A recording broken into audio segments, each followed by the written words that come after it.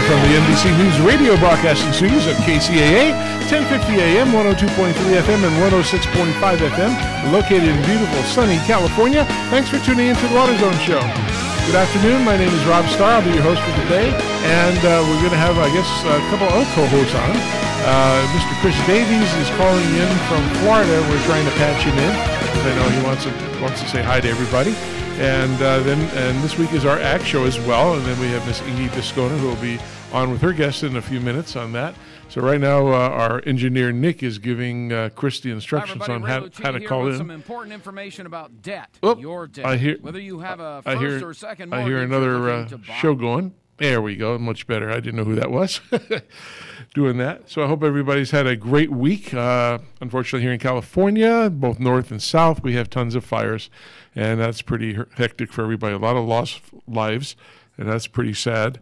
And I don't know, I just, again, every week it's like we're giving our wishes and prayers to all these families and the people who go out and help save them and do things. So, again, we wish everybody our best wishes and sympathy and hope we can all rally around all of this and make it even better, so going forward.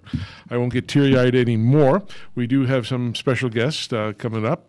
We have on the phone Miss Margot Boyer and Mr. George Schmoke from Landscape Communications, and they do a lot of different things.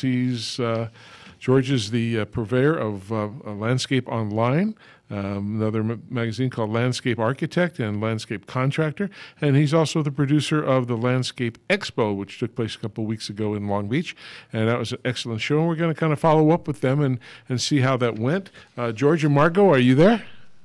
Yes, we are. Good. We hear you.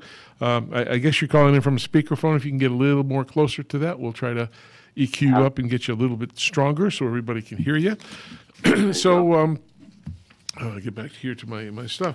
So how did the show go? Tell us a little about the show. I know I was there, and it was very crowded.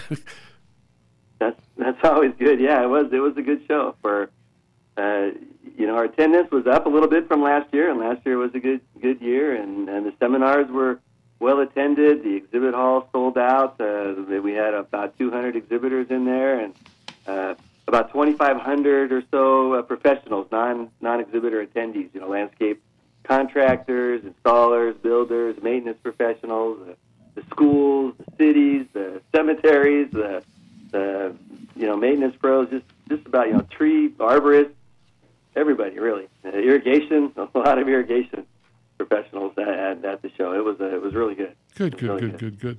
Yeah, I know we were there as our company was there, and plus we were going around doing interviews with some people, and it was pretty exciting. I think a lot of people got to take a look at all the new technologies. I know myself, I came to our booth just to see how they were doing, and I got caught up into answering lots of questions from the attendees, which was good. That's what everybody's there for, and it was a very good show. The seminars, what kind of seminars did you have? We had over 50 seminars, and they were in different categories. Irrigation was quite highly featured and attended, actually. It's quite interesting. I was looking at the most highly attended seminars, and out of the top 15, I think it was something like 9 or 10 were irrigation ones with, anything up to 70 people in each seminar. Yeah, I know talking to some of the people that we did interviews with, they said they were very good lessons and seminars and conferences and stuff. They much enjoyed it. Learned a lot of stuff there. So that was good. We saw a lot of people from the cities and Parks and Recreation and school districts, as you said, cemeteries and contractors and things. So I think it was a good mix of people who really need to know what's going on in the industry and see what's available out there. So that was pretty good. Your show took up quite a bit of room in that place. I was not surprised, but you had a lot of stuff in the different areas of the convention center. Yeah, we had a new layout this year. We used the arena there with the Weiland mural on it in Long Beach, and it was the first time we've ever had that. So we had 3 separate, or actually 4 kind of different exhibit halls at the arena, and that was really well attended, and it was packed, and then that transitioned into the center hall, and we had a party in there in the Green Industry Hall of Fame, and that was kind of fun. And then outside, we had an outdoor demonstration area where we had Tree Academy. They were doing live tree trimming and pruning and that. And there was a couple of irrigation seminars out there showing some guys using glue, and then another on smart irrigation. And we had an outdoor demonstration where there was equipment out there that people could actually get on and test drive and operate the controls, and that was good. I think the Kawasaki was out there, and JCB and GB Hollett and Kubota was out there with that. And then the main hall, which was packed with a ton of just everything, equipment. We had a 90,000-ton crane in there for moving trees. Yeah, that thing was huge. Yeah, it was really spread out this year. And then the seminars are way down out the other thing. It was very linear kind of a trade show. But I think it went. Signage could have been better. Yeah. Well, next time for your outdoor sessions, I'll donate my house. You guys can send people over to do some work around my place. That would be really nice with the new equipment. So we'll have to think of a video platform to keep them on with. Absolutely. You had a list of exhibitors that are going to be up on the 2019 on your website. Yeah, everybody. The show is good, and the exhibitors have a tremendous amount, actually a record amount renewed for the next year. And if you go to Landscape Online, we have this huge product search engine that we've been working on for years, and especially over the last year, where if you're looking for you can look for pergolas and benches and that kind of stuff, and then everything you could think of irrigation is in this search engine for landscapeonline.com, and all of the exhibitors and everything that they sell, you can find there's about 100 or so that have signed up already for next year, and you can see all the products. You can reach out to them. There's ways to connect and ask for bids and quotes and. It's already time to start interacting with the exhibitors for next year. Well, you did. I got to tell you, you did a great job. Both of you did a great job at that, and your staff. You brought together a whole bunch of different associations as well, aside from the general maintenance people and things. And who are some of those?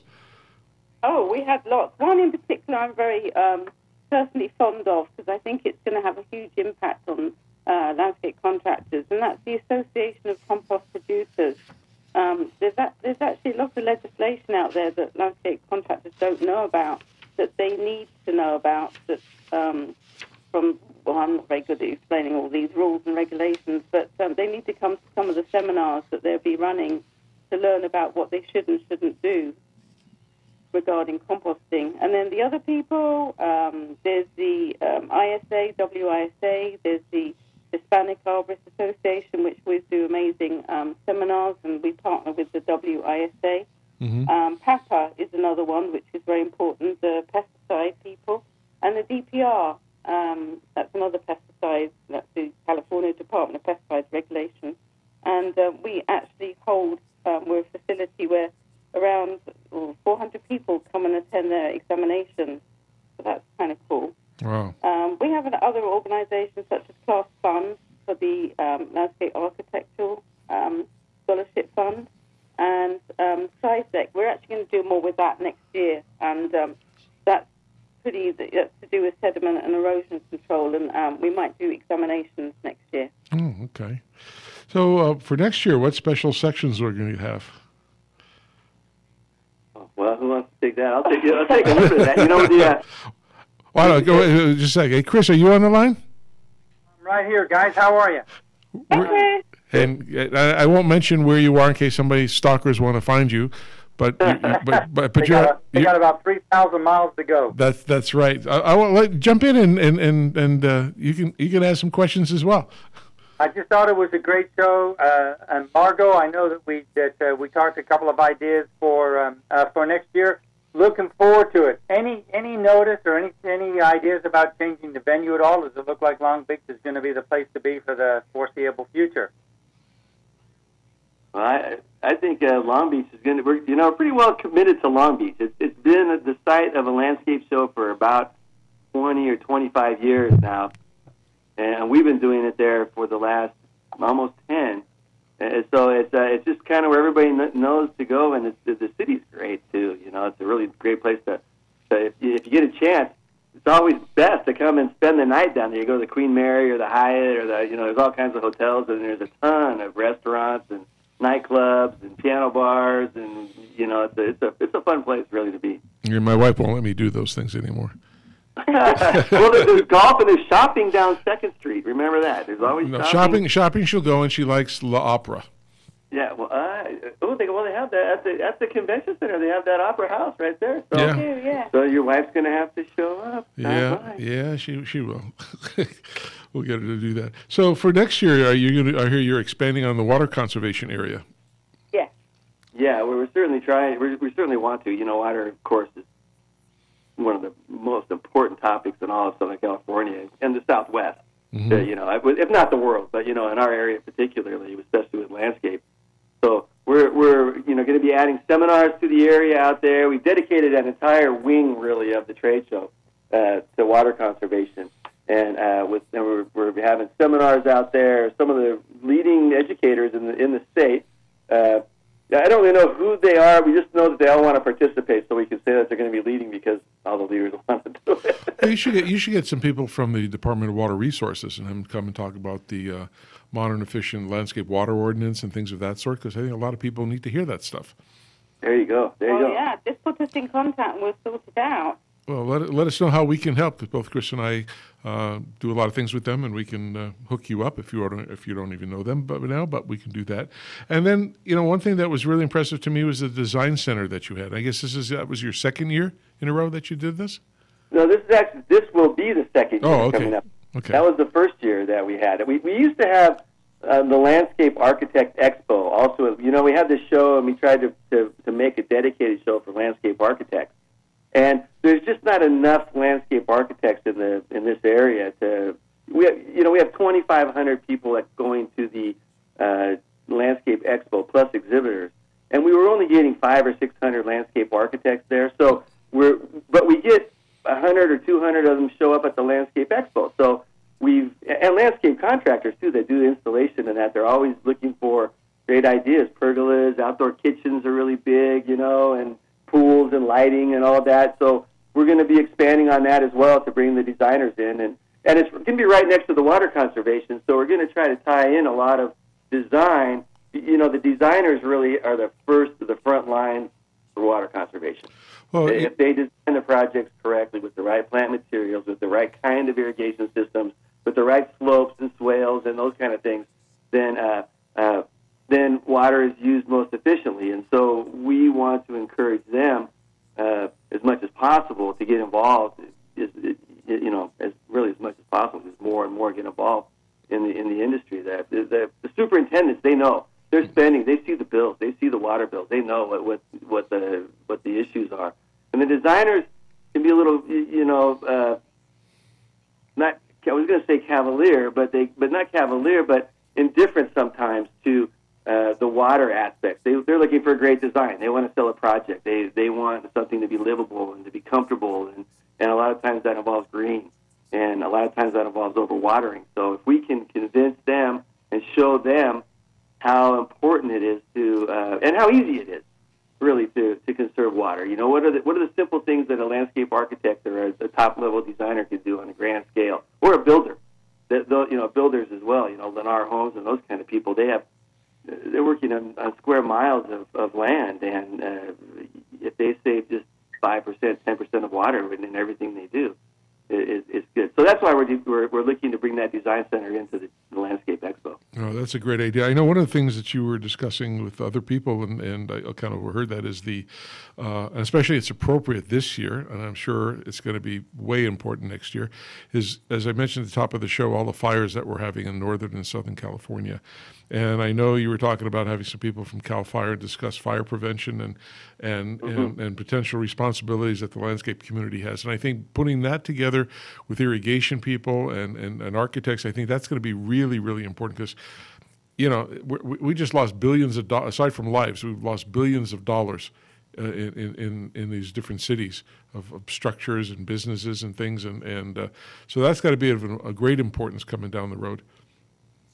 Oh, yeah, that's super. I remember when the Laguna fires, we're here in Southern California in Orange County, and I don't know, 15, 16 years ago, maybe longer, and there was a slope, and at the top of the slope there was a string of houses, and maybe 10 houses. 9 of them were burnt to the ground. One of them was untouched, and that was the one that had the correct landscape, all around the house. Everybody let the plant material grow right up to the yards, and in Malibu, we're seeing that where it's understandable. You want to have privacy. You want to have plant material right up to your house. You want the shade. You want the coolness. Yep. You want those kind of things. But there's certain kinds of plant material that are fire resistant. Fire resistant, right. I had a friend, Frank Manwarren, who worked for Rock and Waterscape. They used to do projects all over the world building water features. Mm-hmm. And he was a fireman, though, too. And he came to my house one time and looked at a plant in the front yard. He goes, tear that thing out. That's an oil plant. I forget exactly what he called it, but I had to tear it out that day. Because he wanted me to, it was going to explode if there was ever a fire. And lo and behold, 5 or 6 years later, last year, we had the fire in our backyard. Wow. And we didn't have those plant materials going up. So it's so important for landscape people to... that's great advice. I wouldn't know the difference between one bush or one tree or one anything. The different. I just know what I think looks nice or whatever. My wife knows all these names of things, but I don't. I know the one thing was it called agapatha. I think that's it. And when it blooms, it just, I can't stand the smell of it. It just does something crazy to me. I hate it.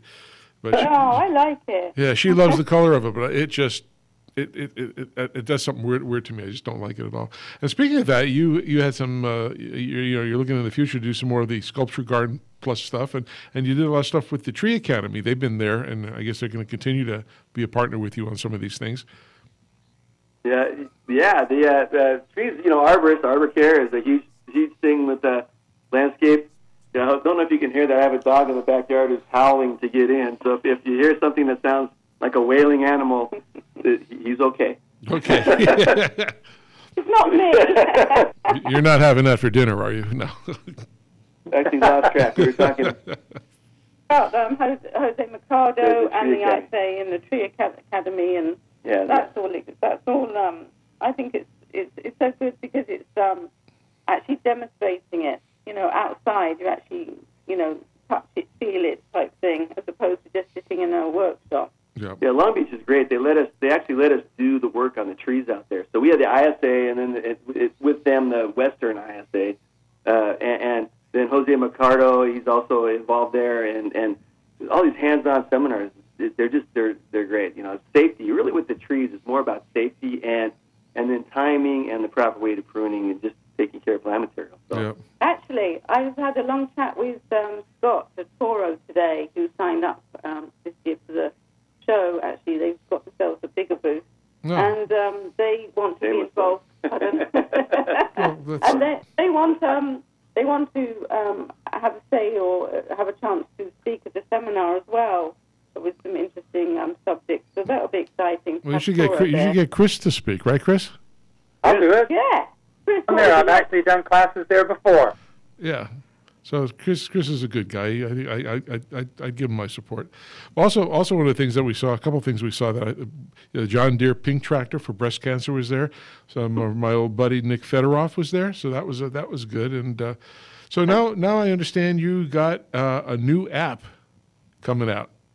Yeah, well, this is the new age we're living in here. So right about the beginning of the year, we'll release the next year's app. Last year, a lot of trade shows don't release their apps until a month or so before the show. But we're going to use it as a tool to communicate throughout the year. We have these exhibitors that are up online, and we're right now, by the way, Chris, we are soliciting to look for people that want to speak, for next year's a conference. So, I'm sure Mark will reach out to you. But if anybody out there really has a good background and has a subject that they want to speak about, please let us know. Absolutely, yeah. Yeah, and I always get distracted. Oh, yeah, that's me. No problem. So anything else special going on as we get close to our break here? But just just the growth of the show. We're looking forward to next year. We are looking forward. Oh, you're talking about the app too. That's going to be available. We'll be communicating all year long with attendees trying to help them to get off the email chain. And this is the time where we are really planning for next year. So you can go to landscapeonline.com. You can give us suggestions or sign up to present a seminar there, or just get involved. Let us know what you want to see, and Margot's great. She'll hunt it down, and it'll be at the show for you. Yeah, and anybody who hasn't gone to Landscape Online, you should. And their publications are great. Tell you a lot of stuff, and they cover people, they cover technology, they cover products. It's really good to go to. So we appreciate you guys coming on today and doing a follow-up with this, and we certainly want to have you back here in a couple of weeks, talk about some other things that you're doing. And so thanks for having us. You're, as I told you, anytime, any place, we'll be glad to have you on. We love you guys. Very good. All right, we're gonna take a little break, and we'll be back in just 2 minutes. Just a word from some of our other sponsors.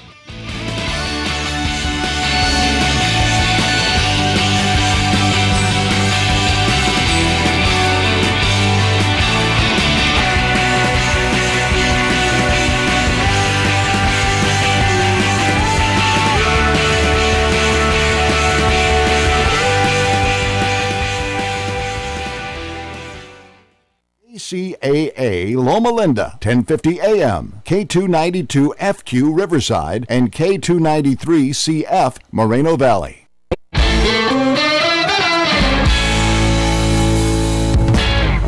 Let's talk drought stress. No one likes burnt plants or grass, especially your customers. So when it's hotter than a tin roof in Tallahassee, what are you gonna do? Water the problem away? Not only does that abuse a vital resource, it's illegal in many cities. Here's a quick and easy solve that won't get you in trouble with Mother Nature or Johnny Law. Applied as a year-round program, Moisture Manager from Lesco supplements regular irrigation by attracting moisture to treated areas, thus making the moisture available to plant roots. This maintains wettability between waterings and rainfall, allowing soil to accept water as it becomes available, and making the water more accessible to the plant roots. Boom! More green, less watering, and a great new reason to see your customers on a recurring basis. With Lesco Moisture Manager and Site 1, high heat is no sweat.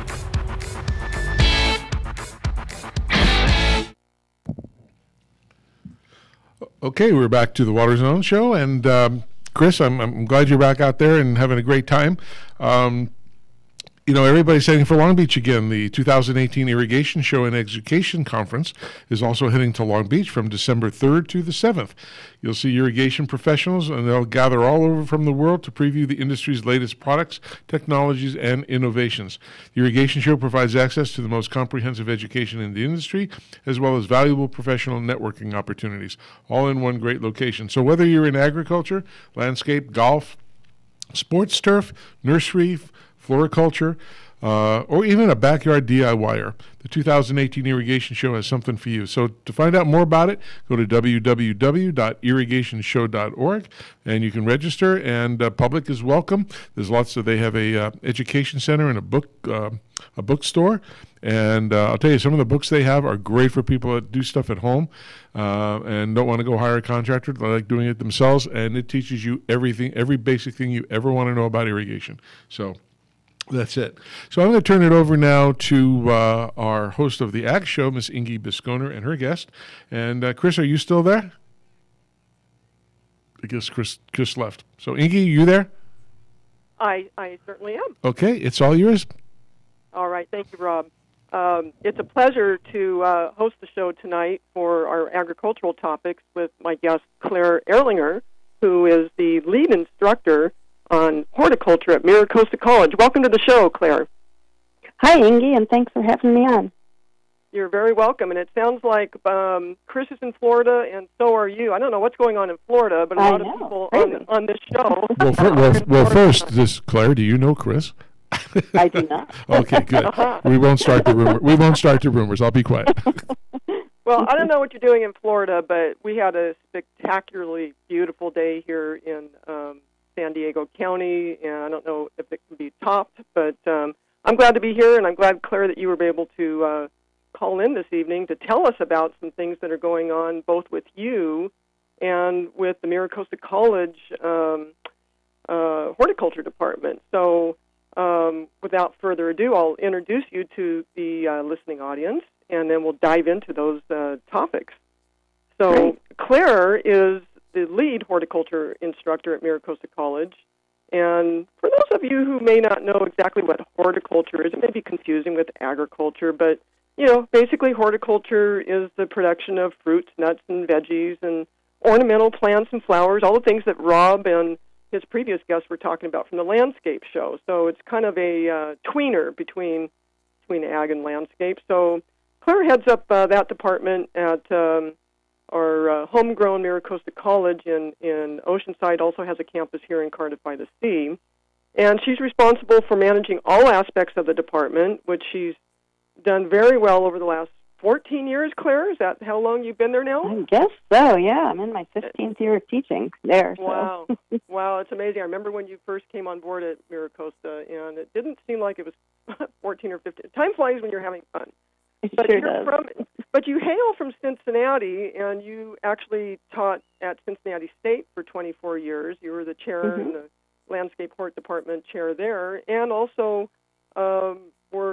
you were an online instructor there for a couple of years, which, if we have time, I'd like to touch on that here locally in California, too.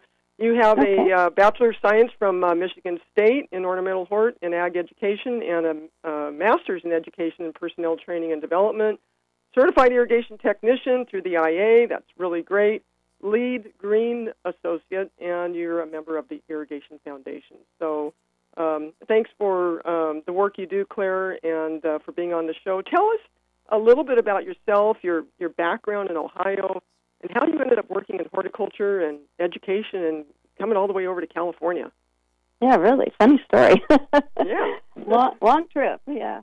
I actually grew up in Michigan and lived in East Lansing, so, where did you go to school? Michigan State, just right around the corner. And I kind of started in, I knew I wanted to be in science, so as a young, 18, 19-year-old, I thought, well, I'll be in, I love helping people, maybe the medical field. So I kind of got into a little bit of medical technology, and I thought, no, you're just in a lab all day. That doesn't sound good. And I thought, well, I'll go into medicine, and got into the pre-med department and started going through that and found out that they don't see the light of day. And I thought, I just can't live like that. So. Oh, yeah, that would be something for you, for sure. Yeah, right. So I actually was a part-time babysitter for some of the horticulture professors, and so I asked them one day, and I said, well, what do you think about that? That sounds kind of interesting. I've always been interested in nature and plants and gardening and all that. And he said, well, it's kind of a funny place for a woman, but, you could, it's a great place to meet guys, that kind of thing. Okay.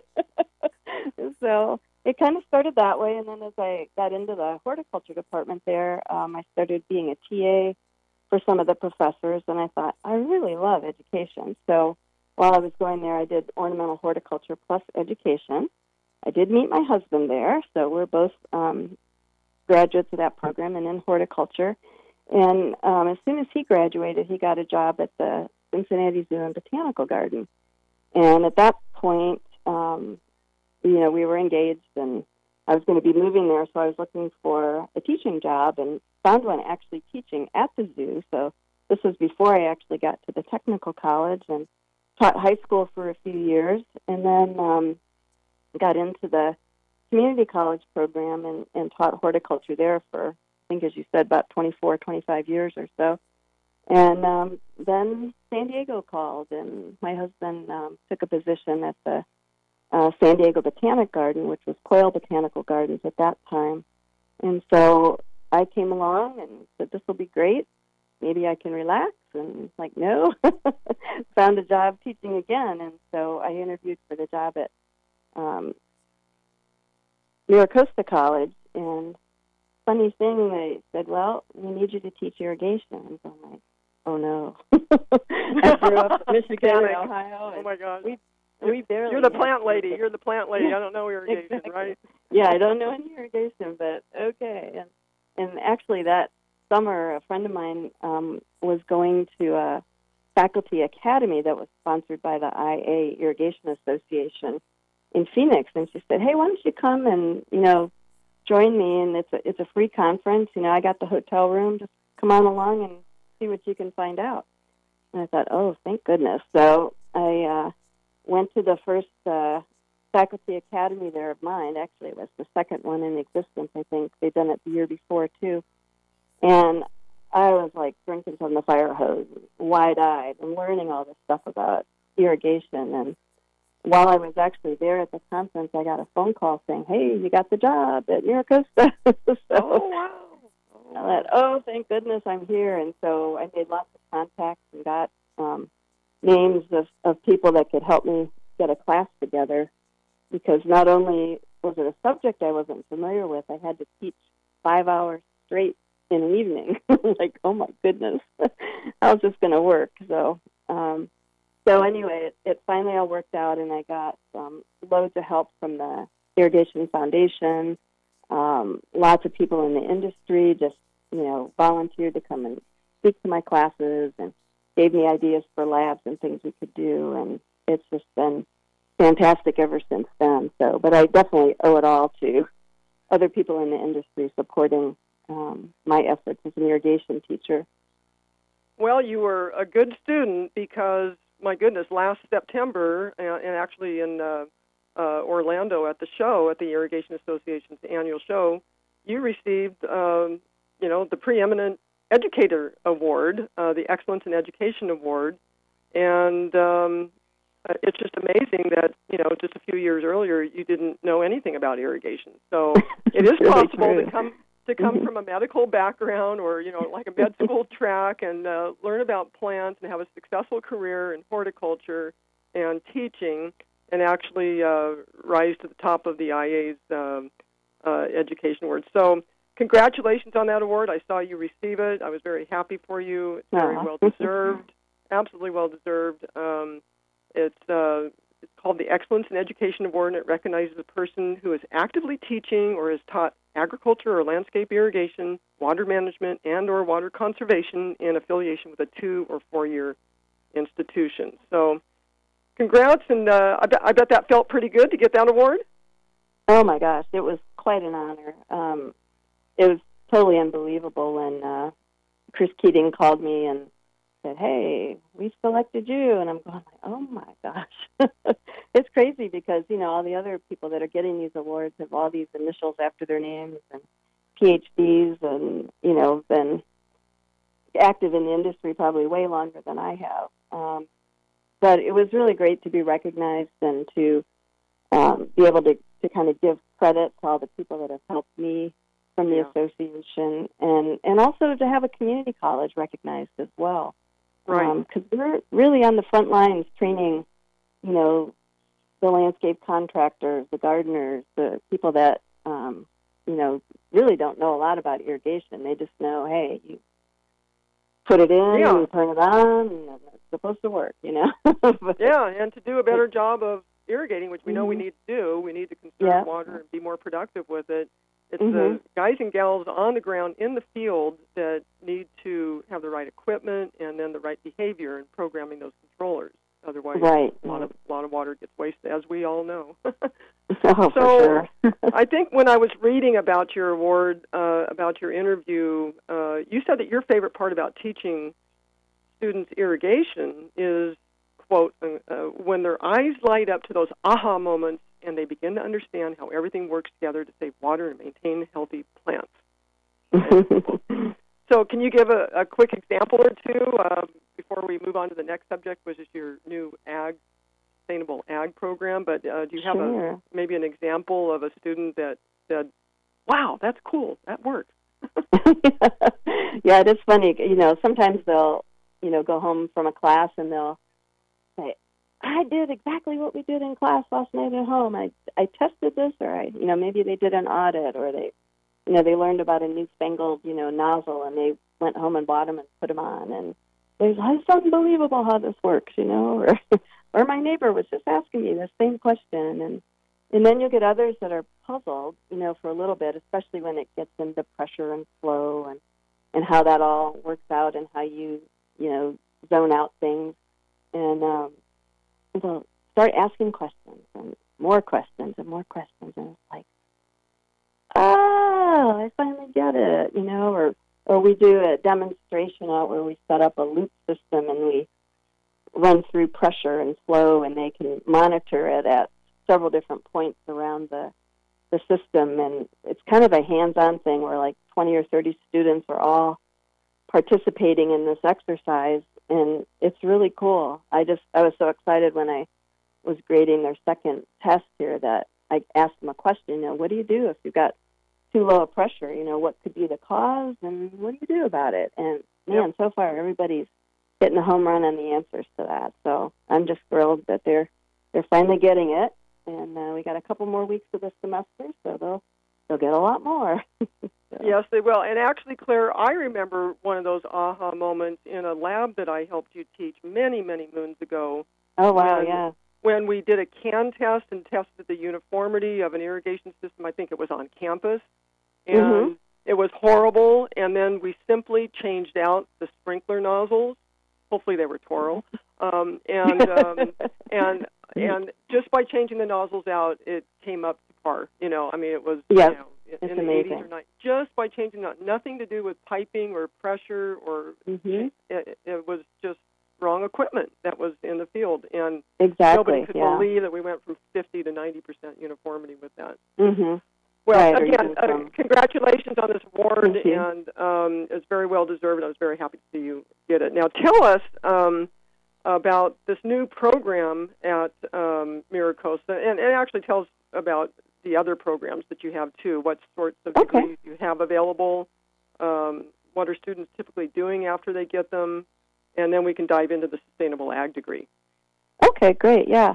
So right now we offer a mini certificate in irrigation technology. So they get a little bit of, if there's somebody maybe working in the field that just needs to kind of upgrade and, their skills and get kind of brushed up on the latest technology, we'll have them take our sustainable landscape management course, irrigation and water management, and then usually maybe a landscape design course, and sometimes even AutoCAD to kind of get them more into the sort of the design end of it. And they can do that in really less than a year, a couple semesters, and they can knock that certificate out. And then we have 6 other larger certificates that can be used as a standalone, or they can combine it with general education and get an associate degree. And some of our students are, just wanting the certificate. Others want the degree, and then still they'll even take it all and transfer up to a 4-year university. So they all come in wanting something different and kind of walking out with something different depending on their needs. So the other programs that we have are landscape architecture, which is an interesting one that with an associate degree in landscape architecture, they can actually sit for a landscape architecture exam if they have the requisite 5 years of experience. So it helps waive one of the years of experience that they have. So need for that, which is kind of cool. And then we've got a viticulture and enology program, sustainable landscape and turf management, a nursery production, and a new pest control advisor, in addition to the sustainable ag that we'll get into a little bit deeper here. Okay. Well, it's just a godsend that we have this college and these programs in our community, because you really need people who know what they're doing for all the landscaping that we have, and all the home landscaping and the commercial landscaping, and now I'm very happy to see you evolve into the small farm and organic gardening arena as well. So tell us about that new sustainable ag degree and what you plan. What kind of who you're targeting, and who do you think? What sort of courses are being offered within that program? Tell us a little bit more about that. Yeah, it's really interesting. I would say about 10 years ago, I remember talking to our community education person, and we were talking about, what kind of classes can we offer, for general interest, and I said something about organic gardening, and I said, we just can't fill those things. There's just no interest in it. And then, boy, not more than a couple of years later, that movement has just gone crazy. The farm to table, farm to fork, the relationship in our area in San Diego of farms and restaurants, farmers markets, people being so concerned about where their food's coming from, the recognition that there's some areas where people do not have access to good, healthy, organic food, or any good fresh food, let alone organic, and it's just amazing. The food deserts. The food deserts. Yeah, the food deserts. Exactly, yeah. And, you know, elementary schools are putting in school gardens, you know, nursing homes, corporate headquarters are putting in organic gardens so that they can feed their staff, you know, and their food services there. It's just amazing how much it's grown. And students are so keenly interested in it. So really it was kind of a drive between just sort of an upwelling of student interest, our own personal sort of philosophies of the faculty there at the college, and then the industry saying, you know, hey, we just don't have enough people that are educated in these procedures and the laws and the regulations, the methods of doing everything. And so many people are, you know, sick of the 9-to-5, whatever, and they're just yearning to be able to do something positive, you know, for the environment, for food. It's just amazing. People are just ditching the corporate world in some areas and then really getting back to the land. And it just sort of reminds me of the 70s all over again. Kind of exciting.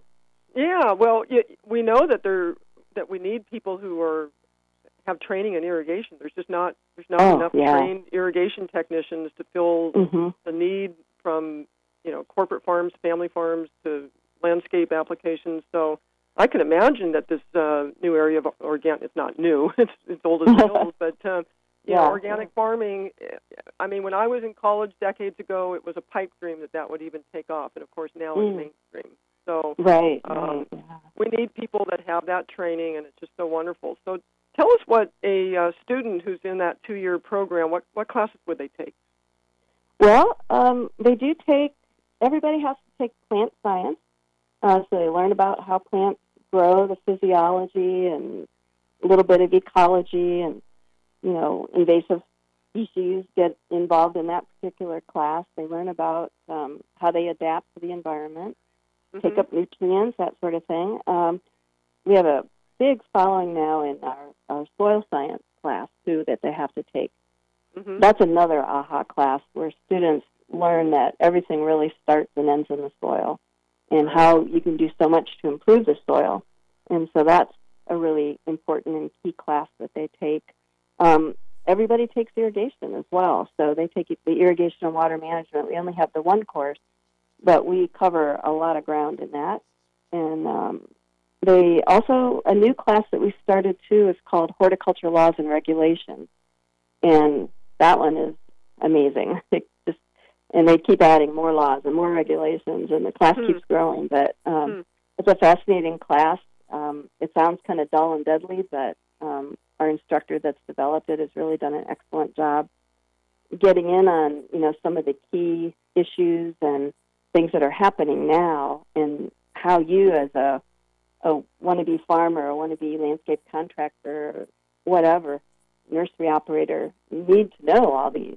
And you know, it's just incredible what people don't know, and all the laws and things they're violating, and how you can, you know, really protect the environment too, which is the thrust of a lot of the new laws and regulations. So, so that's exciting. So we also have crop production courses. Say that again. Go ahead. Oh yeah, we have crop production courses. So we'll have like cool season, warm season, etc. And as you, I think, we're beginning to talk about the integrated pest management as well. So that's another big key course that everyone takes. Yeah, so that looks like just, you know, almost the tip of the iceberg. There's so much more to learn, but that is really, a core group of 6 or 8 classes that can get somebody going. I mean, it's really better than starting from nothing. Now, another question I have is, how do you define organic? I mean, it means so many different things to so many different people, along with the word sustainability. But in the context of your program, please define organic? Yeah, it's kind of interesting. I guess it's, a recent survey was held in San Diego County among farmers, just saying, how many people are doing conventional, how many are doing, more organic, sustainable, or somewhere on the continuum. Some of them do both. And it was quite heartening to see that, maybe 36% or so are still doing conventional, but everybody else is somewhere on that continuum of either certified organic, doing it organically but not certified, and then others that are kind of in that transition, or maybe even doing both. So it was really heartening to see that that's a big movement. And, of course, in San Diego County, most of our farms are very small. I think 9 acres is about the average for the farm. So we have probably the most small farms, I believe, in California and probably even in the United States in our county. So it's quite amazing.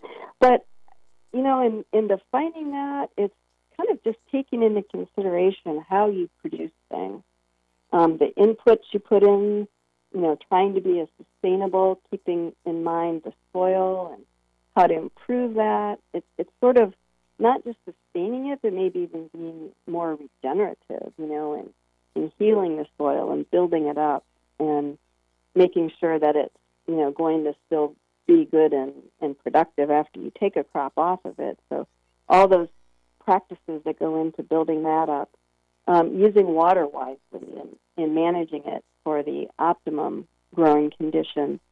And then once you produce the crop, how do you market it? How do you get it, to your end user? And what kind of, practices you have to go through that. So, the shipping, the handling, and just doing everything as sustainably as possible. And hopefully being profitable, that's the hard part, but that would be the end goal. I know many farmers who consider, who define the word sustainability as being able to be there farming the next year. So it's totally all about the pocketbook and the economics of it. But it's such a wide topic. People want organic food for so many different reasons. Some of it is health. Some of it is protection of the environment. There's the food mile thing. Definitely. But, bottom line, there's all sorts of good reasons to go that way. I'm so happy that it's really mainstream. And I don't know that you listened to the show in September, but we had another fantastic guest, Julian Cribb from Australia, who wrote Surviving the 21st Century, and many of the things that he talked about were about our food production system and how it absolutely will and has to change in order to sustain how many people we have on the planet and to not continue to degrade and consume the resources on the planet. And one of the big trends that he predicts will happen is growing more food in the cities, just what you're talking about with this program. These students will go back to the restaurants. If we have some sort of a disaster and the trucks don't get into the cities, the food trucks, the cities will die in a couple of days. We have to grow some food within our cities. Sure. So I think this program is just great for that. So, where do you think these students are going to get jobs, or do you think most of them will start their own companies, or is it? That's a great question. We have a couple of our students are saying, "Hey, I want to start my own nonprofit foundation, to support healthy food systems." And so there's, I've had more than one has come to me and said that's their end goal. I have one woman who's very involved with her kids' school, and she's so excited about learning about irrigation on these small scales, and she wants to go in and implement that in the school system in her area. So she's excited about, passing that information on. A lot of them are into producing, for the farmers market customers. So they're involved in that aspect of it.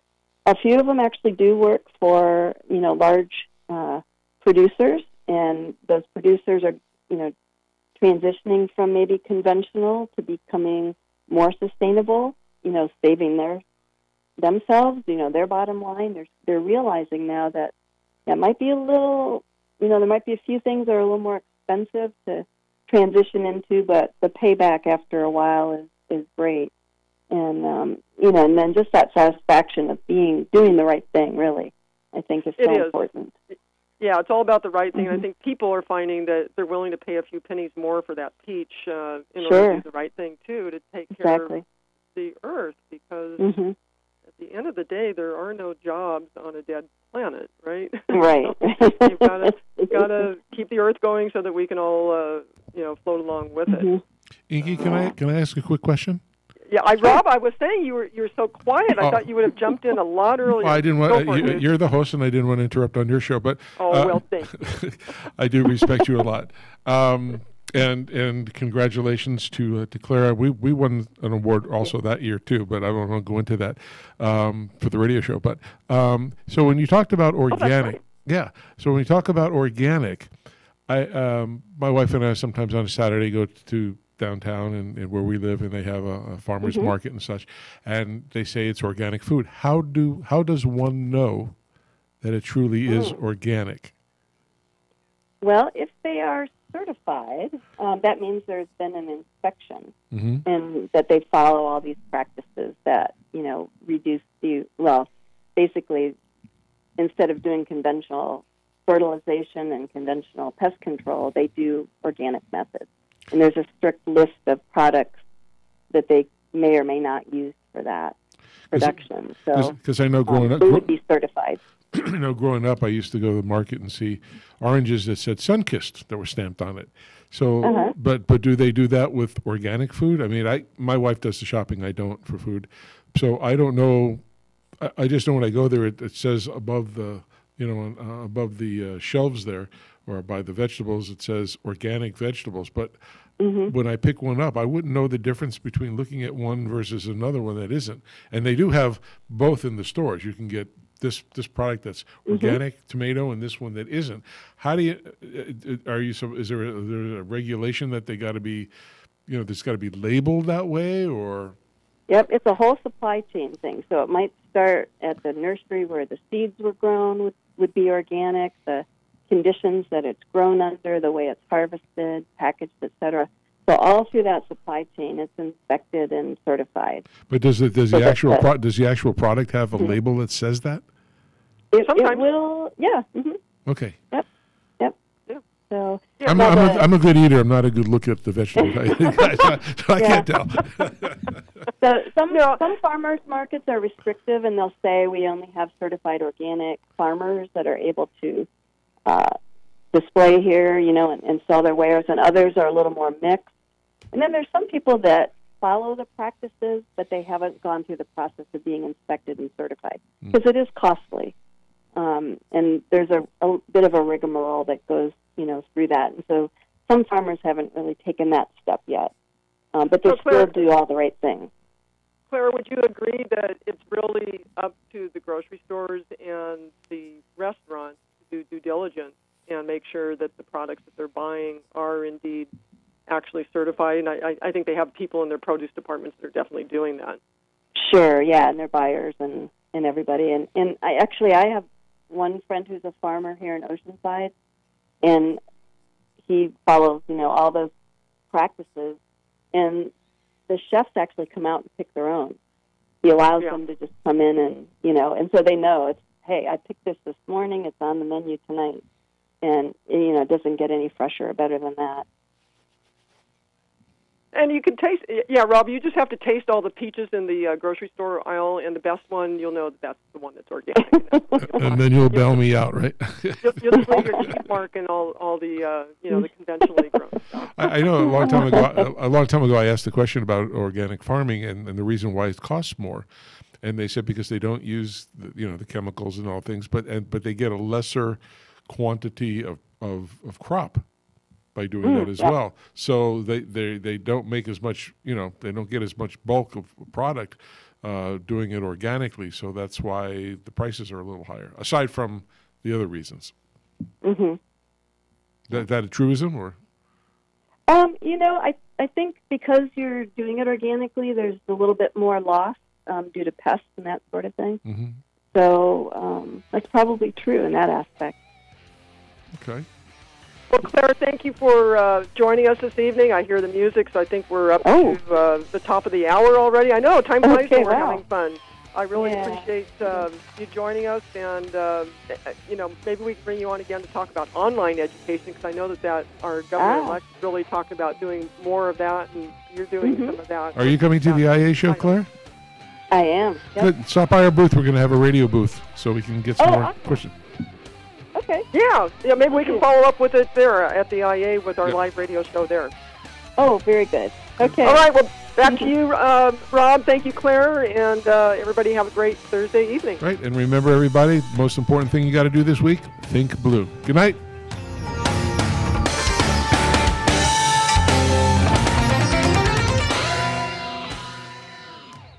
KCAA Loma Linda, 1050 AM, 106.5 FM, and now 102.3 FM.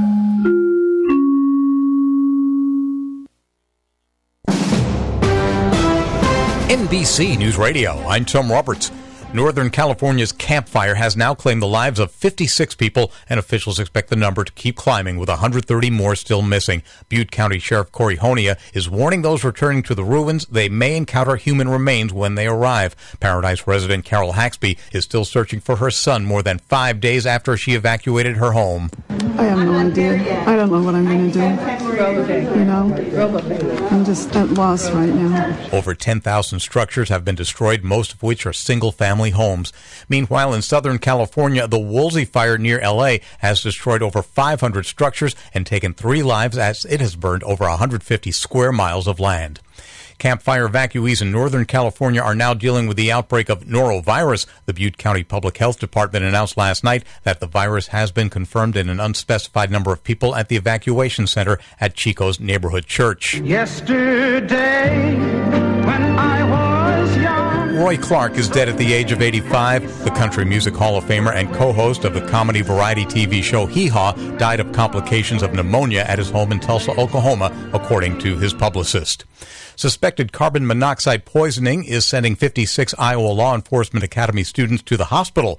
Iowa Law Enforcement Academy Director Judy Bradshaw describes the incident. Overnight security officer at the Iowa Law Enforcement Academy detected a very strong odor of what she describes as gas, and she called 911.